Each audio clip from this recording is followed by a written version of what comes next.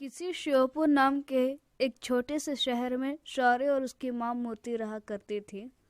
शौर्य की माँ ने शौर्य की शादी पायु नाम की लड़की से कर दी थी, जो दिखने में तो बहुत सुंदर थी, पर अंदर से बहुत घमंडी और बुरी स्वभाव की थी।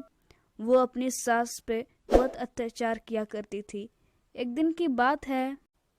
अरे ओ बुढ़िया, सुबह के 9 बज गए और तूने अभी तक नाश्ता नहीं बनाया। अब शौर्य लंच में क्या लेकर जाएंगे? बोल। बेटा, मैं इतनी बूढ़ी हो गई हूँ, मैं नाश्ता कैसे बना पाऊंगी? बेटा। बुढ़िया, ज्यादा नौटंकी मत कर, समझी? माँ, पायु, तुम दोनों क्यों बहस कर रहे हो? क्या हुआ? देखो ना शौर्य, मैं आपकी इस बूढ़ी माँ से बोली थी कि मेरी नींद सुबह 9 बजे हमेशा खुलती है, तो तुम शौर्य के लिए नाश्ता बना देना। पर नहीं, इस बुढ़िया को तो सिर्फ नौटंकी मारने आना चाहिए, बस, और कुछ नहीं, बस। बेटा, मैं इतनी बूढ़ी हो गई हूँ, तो मुझसे काम कैसे होगा? मैं नहीं कर पाऊंगी बेटा। बस बुढ़िया बस, तुझे तो बस बेटे के पैसे से फोकट का खाना चाहिए। तुम इतना भी नहीं कर सकती? सिर्फ पायु ही करेगी, तू नहीं कर सकती है क्या? फिर शौर्य वहां से ऑफिस चला जाता है और मूर्ति रोते हुए खाना बनाने चली जाती है।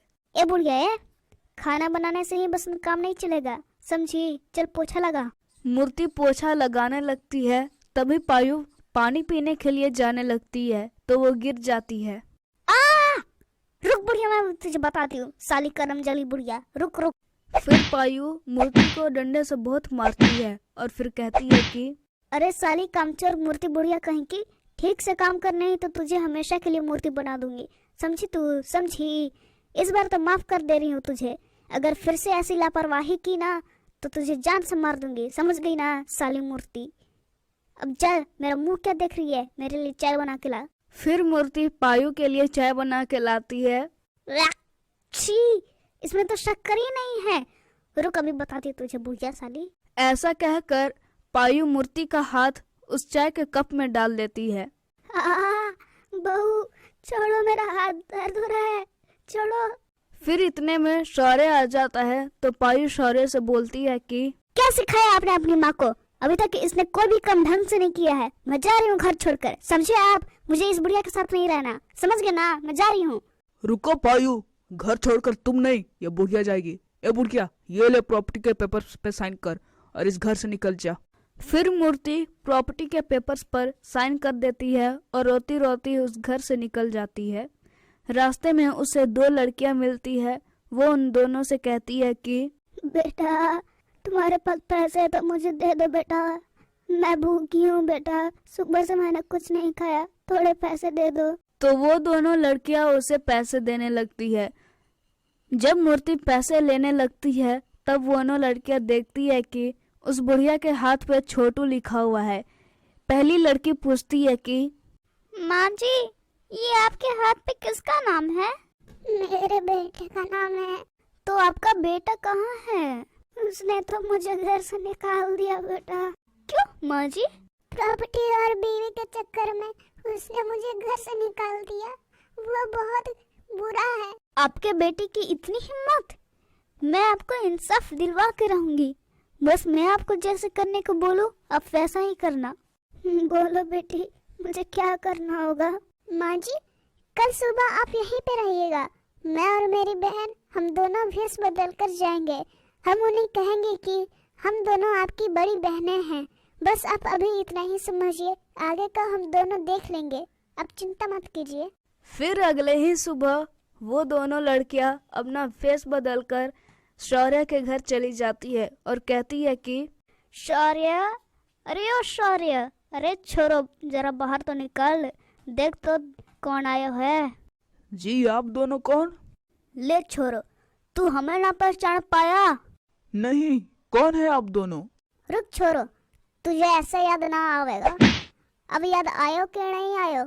आपने मुझे मारा क्यों? अब नहीं याद मुझे तो सही सही बता दो ना, चुपचाप से मार क्यों रही हो?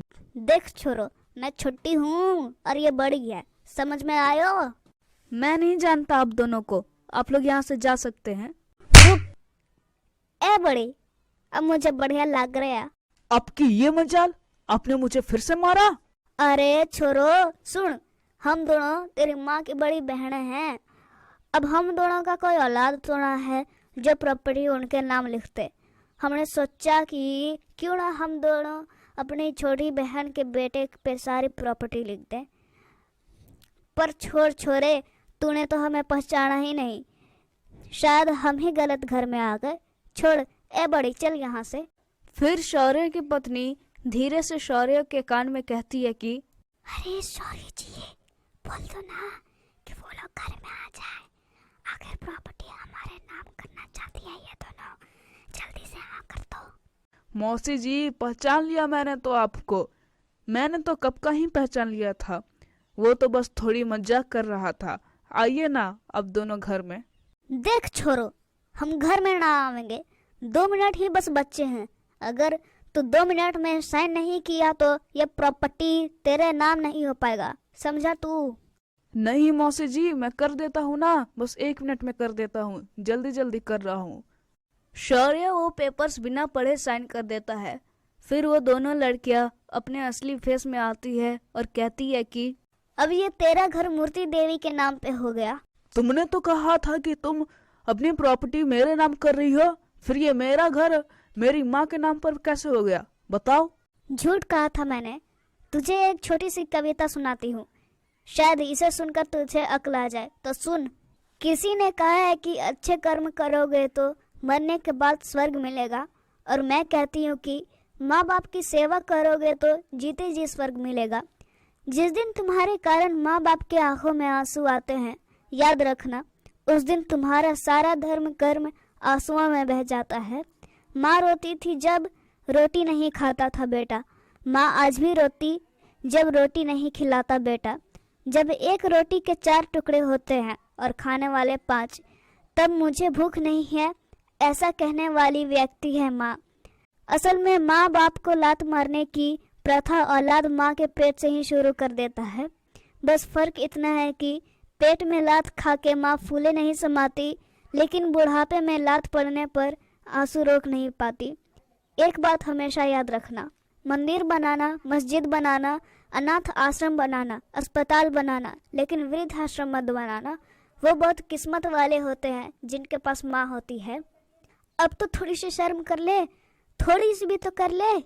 अपनी माँ को ही मारता है, अपनी माँ को ही डांटता है, अपनी माँ से ही काम करवाता है, बस अपनी बीवी के चक्कर में। तेरी माँ ने तुझे अपने पेट में 9 महीने तक रखा, और अगर तू बस 1 किलो हाथ में लेकर तो कुछ दिखा, तूने तुरंत रख नहीं दिया उसे तो कहना तेरी माँ ने तो बस इसलिए ना तुझे अपने पेट में 9 महीने तक रखा, बस यही दिन देखने के लिए ना।